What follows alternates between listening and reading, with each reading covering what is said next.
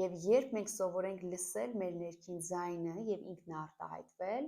մենք կլինենք ավելի առողջ անհատներ եւ կկարողանանք գուցե փոխել այն մշակույթը, որը որ ստիպել է մեզ լռել։ Լռության մեջ հաճախ թաքնված է վախ, տխրություն, հուսահատություն, ինքնությունից հեռացում։ Երբ որ մենք սկսենք սովորել լսել ինքներս մեզ եւ սովորենք դրական, կառուցողական ձևով արտահայտել մեր բողոքը,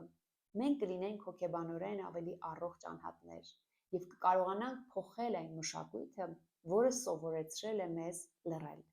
Իսկ ովքեր այս հարցում կդժվարանան միայնակ անցնել իրենց ճանապարհը, կապ հաստատեք մեզ հետ։ Զանգահարելով 095 51 44 54 հեռախոսահամարով։ Մենք միասին կսովորենք այս հմտությունները,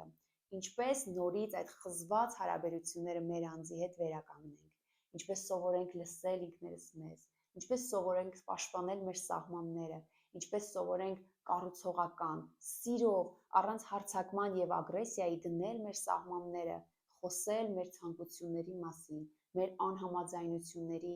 վախերի, հուսալքության մասին։